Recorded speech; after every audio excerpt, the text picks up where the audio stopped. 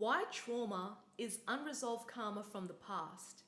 In case we haven't met yet, I'm Jess X Goh, and I'm the sole founder of Life in Confidence. If you haven't done so, please subscribe to my YouTube channel so you don't miss out on the latest insight into trauma recovery. If you have found nuggets of gold in this video, give this a like, comment below what you got from it, and any questions you may have, and share it with your loved ones who need to hear this. So, how is trauma related to karma? Isn't karma a spiritual concept? If you do more good, you get more good. If you do more bad, you get more bad. And trauma is a real lived human experience. So here's the thing.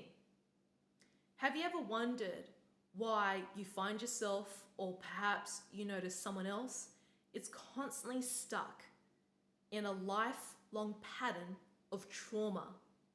No matter what they do, whether it's taking prescriptive medication to numb the pain, whether it's seeing a therapist, a counselor, a healer, or coach of some form to work through their internal stuff, and things are just not shifting. It keeps rehashing itself. And there's a reason why. So many of us are fixated as trauma from a place of limitation, that we're experiencing trauma as a victim and as the abuser, but we're not able to see it beyond that.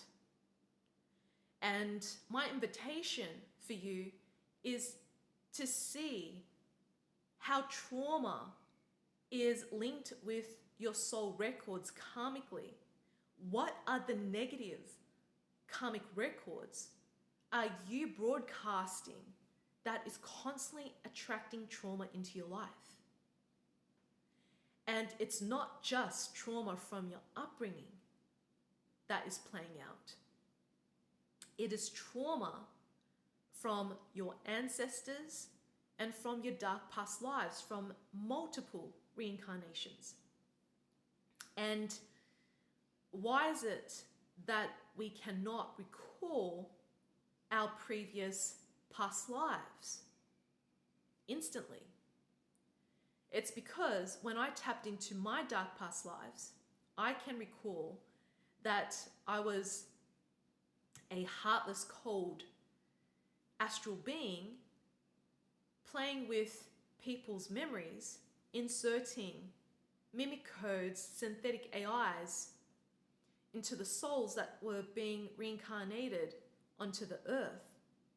And this wipes out these souls' memories to have a chance to clear their negative karmic records.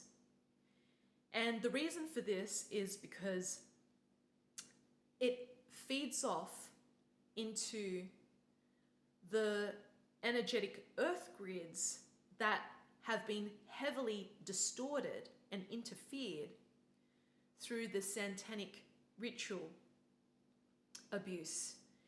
And it keeps people stuck and enslaved in their trauma. This is what I was able to see and receive this information, why people struggle to tap into their karmic soul past lives in order to clear that, to have a fresh new start in this incarnation. So we've been heavily trapped into mentalism, in the mental field.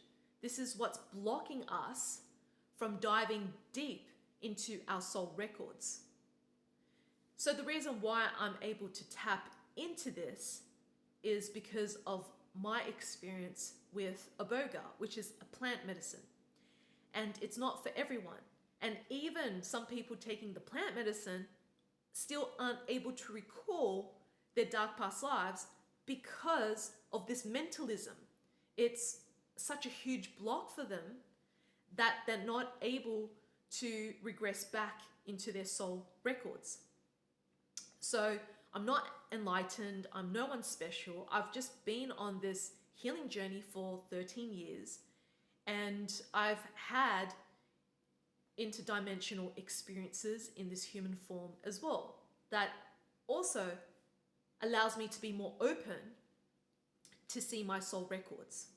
So when I talk about interdimensional experiences, it's seeing things that are seeping into the physical that we normally cannot see.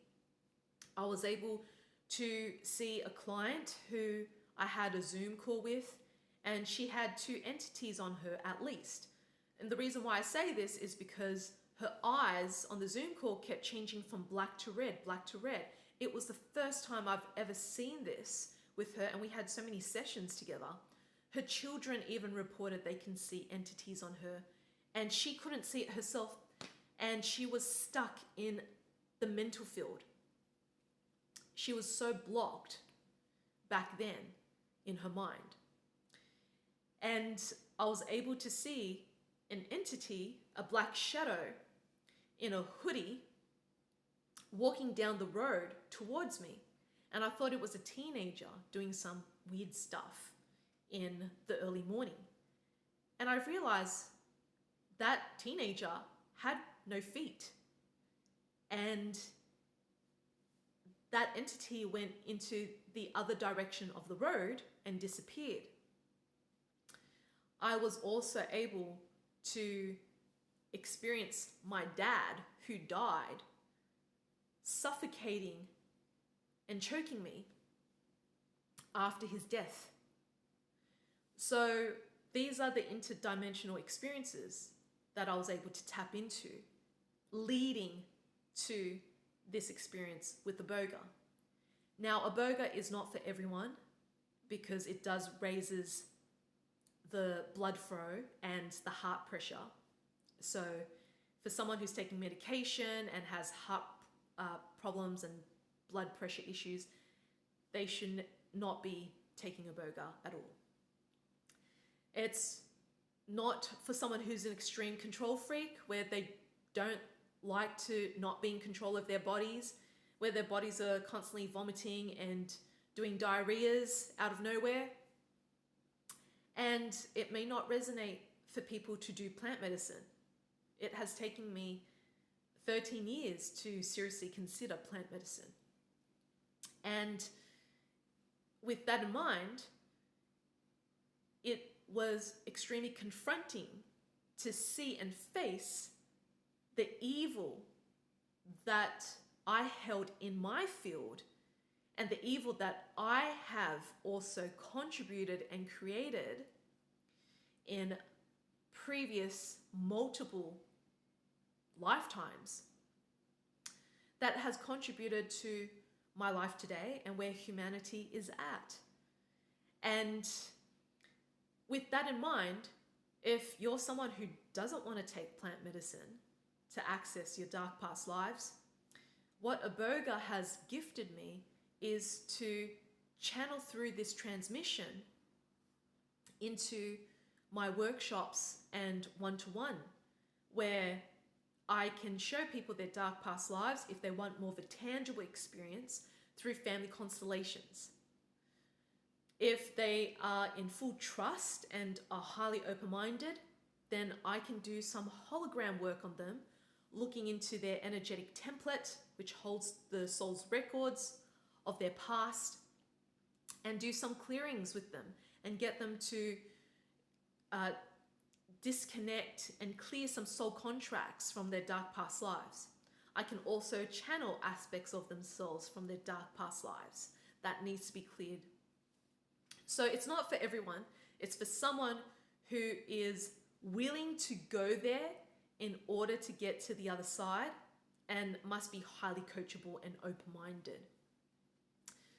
So it wouldn't work best for someone who's so caught up in the mental field, in mentalism, because you're going to be fixated on limitations, not outcomes, and being caught up in this program of the victim. But if you are willing to go there and take full personal responsibility in your pain and suffering in this and how it came about, then this is for you. And so the reason why this works, it's because I've seen this not only for myself, but also for my clients as well. So I had clients who I felt drawn to do dark past lives with at my workshops, and they've experienced a massive shift in their past relationships with previous lovers who were giving them so much pain and are no longer bothering them. I also worked with a schizophrenia client, and I tuned into his past lives where he was in the war, killing people. In another lifetime, he was a fisherman, killing a lot of marine life. And so in this lifetime, it's killing his psyche and his soul. And through that clarity, he was able to make peace with himself and be his own best friend. For myself, I am no longer triggered by my mother and brother. My dad no longer come into my dreams with hatred and anger towards me. My brother invited me to go to dinner with him at a nice Italian restaurant and wants to pay for my dinner. There's no way that I would ever thought this would ever happen for me, considering his avoidant behavior and that we've been estranged for a few years. And my mother, I no longer take what she says to me personally that led me into my suicidal ideations of abandonment. I can see her programming and how it plays out. And so whenever she criticizes me, says something negative, I don't take it personally. I just say, thank you for your concern. And just leave it at that. Because I'm finally in my center where I am neutral with the pain that I've experienced in the past from my dark past lives. And that heavily involved her in it. There was a lot of evil that I had to clear within myself with my mother and in my own journey to get to the point where these fragmented versions of me from my past lives and from my inner children that I wasn't aware of, to bring it back into coherence, integration, and wholeness, not from a place of judging evil or hating it, but from a place of love, compassion, willingness to go there with an open heart, with softness. And through that pathway, it has absolutely transformed my life. I am liberated. I am no longer a prisoner of my traumas and triggers anymore. And I'm not saying that I never get angry or fearful or anxious. Yes, I still feel those feelings in different situations, but they are not as intense as it was once for me. And it helps me to bring myself back into neutral, to be detached and observe for what they are, and no longer get caught up in the chaos and drama of it, because that was the frequency I was in from multiple past lives. To give a example of a pattern that I've experienced in this human lifetime is that I never felt safe with the masculine. I always pushed them away or become defensive of them because of the abuse that I've experienced with my father, verbally, sexually, and physically. And that has programmed me that it doesn't feel safe to fall in love with a man. And even if I did, it's going to turn out brutal and ugly and full of tears. And that's exactly how I experienced my love life as well. I've also experienced a lot of bullying in high school from a bunch of boys who don't even know me. And this keeps showing up over and over again with the masculine until I access my dark past lives and cleared the distortion that I've created in the field of the masculine, and also to clear the karma that I've caused and owned my part with my deceased father. And I could see he was so happy when I was able to finally apologize to him for my heart. He was set free from my own pain and suffering. And this is why I have so much love and respect for the masculine by accessing my dark past lives, and to own where I went wrong, where I have contributed pain and suffering to them as well through my unresolved trauma and how that played out. And I have successfully manifested my soulmate, who is loving, kind, a leader, and healthy in his inner work. So anything is possible if you want to shift and change your lifelong patterns of trauma. So if you are willing to dive deeper in your healing journey to get to the other side,